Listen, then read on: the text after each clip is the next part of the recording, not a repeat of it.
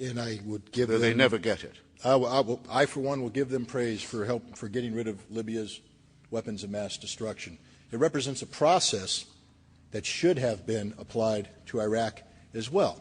And had it been applied to Iraq, 2,125 plus Americans would be home with their families alive. 15,000 Americans whose lives have been torn asunder would have their bodies intact, their mental facilities intact, and tens of thousands, if not more, Iraqis would be alive, albeit under a dictatorship. But I would have to say that I would, for one, prefer to be an Iraqi under Saddam than an Iraqi under a brutal American occupation. One that is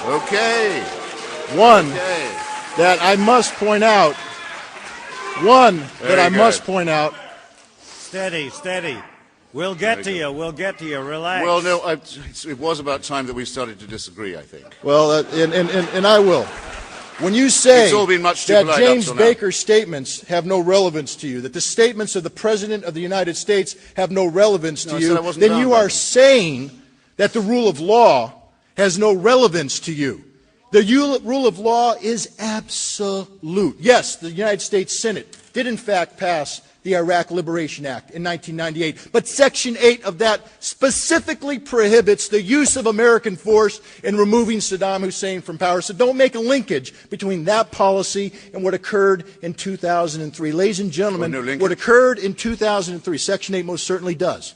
It says that the United States has a policy of regime change, supporting an opposition, but it prohibits the use of American military power to achieve this objective. That is 180 degrees different from the policy that was undertaken by the Bush administration in 2003. I'm not here to defend Saddam Hussein or his regime. Well, don't do it then. I'm not. I'm here to defend the United States of America and our way of life. And I'm here to tell you right now that if you support this war, if you support this occupation, you support a process that represents the erosion of what it means to be an American.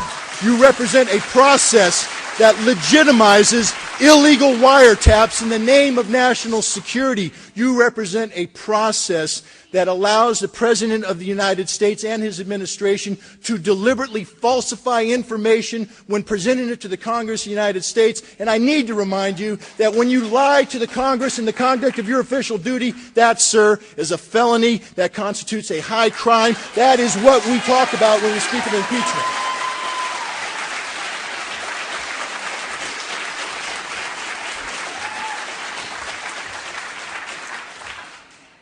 Good. Well, now, as I never said, Section 8 of the Iraq Liberation Act was not and is not the warrant for the deployment of American forces. That, of course, had to be separately applied for, to the Senate and the Congress, and was granted. But I simply said it became the policy of the United States, correctly in my view, that the government of Iraq should be changed. The post-Saddam era should begin. When I say I'm not bound by anything James Baker says, or chooses to say, or finds himself saying, I say no more than what I hope any citizen could say.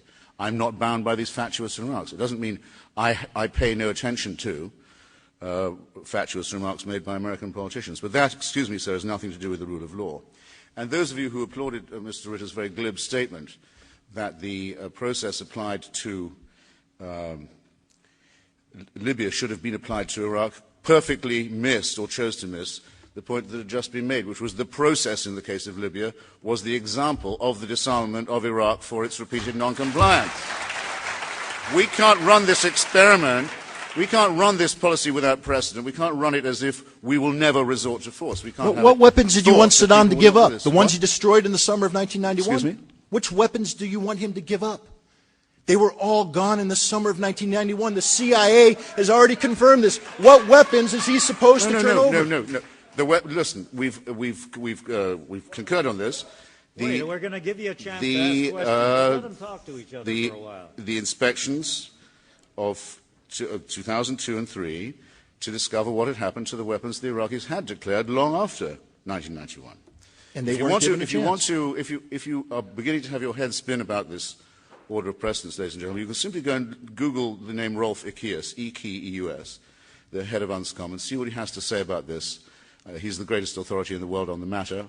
I think you'll find that anyone believing that Iraq posed no threat, had no ambitions in the nuclear and chemical and biological weapons area in 2002 would have been fooling themselves, and would have been in the degrading position, furthermore, of having to take the word of Saddam Hussein, a proven liar, who ran a ministry of concealment run by one of his sons.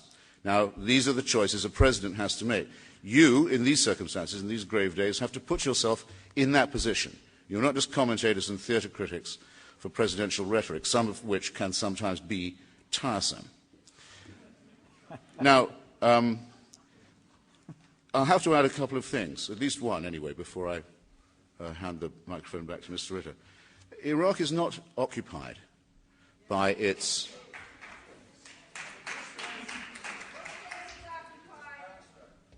Iraq is not occupied... It's okay, no, believe me, I've seen a whole lot worse. And heard. Iraq is not occupied by President Jalal Talabani. Okay?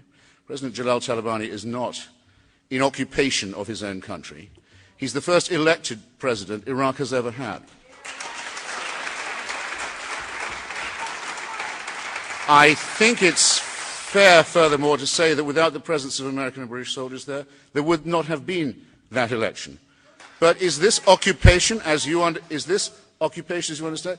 President Talabani's people 10 years ago were living in poisoned and ruined and gassed towns, a despised, mass-murdered minority driven onto the hillsides out of their ruined cities. I think it's rather marvelous that a man of that caliber and bravery, the leader of the Patriotic Union of Kurdistan, the corresponding party, by the way, in Iraq of the Socialist International, of which I'm myself a member, should be able to run for election and win with the votes of Iraqis and Kurds of all stripes. That's not, it's an insult to say he's occupying his own country. He's the first leader the Iraqis have ever had the chance to choose themselves. And if it took soldiers to do it, then we should be very proud of it.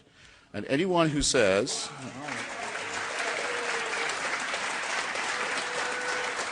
And I'll make a pact with anyone on this, any questioner in the future, or Mr. Ritter now, or our chair. I will not speak for the dead, or presume to do so, if they won't. But I don't like hearing the dead spoken for, and I suspect of grave demagogy and bad faith anyone who makes the assumption that they can invoke the names of our dead in their own cause. I promise I won't do it. And if I did, you'd see how ludicrous and parodic it would look. So don't do it yourself, if you take my moral advice. But it's obscene to do it, and it shouldn't be done. But Christopher, the president has done it. I know. The president has justified the continuing of the war based on the people. There are two things I believe that should never be said. One is, if you support a war, that it must go on by definition, because otherwise those who've already died have died in vain. There's no war that couldn't be justified by a rhetorical sleight of hand like that. That's sheer demagogy too. It commits the same obscenity. I've written this many times. Well, but if that's wrong, then it's wrong also to say that because of our dead, a war is not worth fighting. The moral question of deciding, ladies and gentlemen, for yourselves and debating with others whether or not a war is just is one of the oldest questions before humanity. It's a very important matter, quite complex and quite intense. It cannot be discussed by those who say that only a war is just if it leads to no death. That's morally frivolous. It's morally null. It's ahistorical. It's silly. You should give it up. You look like fools when you try. Mr. Well, all due respect, I need to probably remind you for just a second that I served as a commissioned officer in the United States Marine Corps in time of war. I know full well what it means. Full well what it means to take Marines into harm's way. I also understand the consequences of these actions. I don't invoke the loss of American life lightly. In fact, I chide Congressman Murtaugh, who speaks out against the war today, citing the significant loss of American life. With all due respect to the former colonel who served in combat in the United States Marine Corps, we put 5,000 Marines across the beach at Iwo Jima, and that was a war worth fighting and a loss that must have been sustained at that time. We lost more Marines in Okinawa. Again,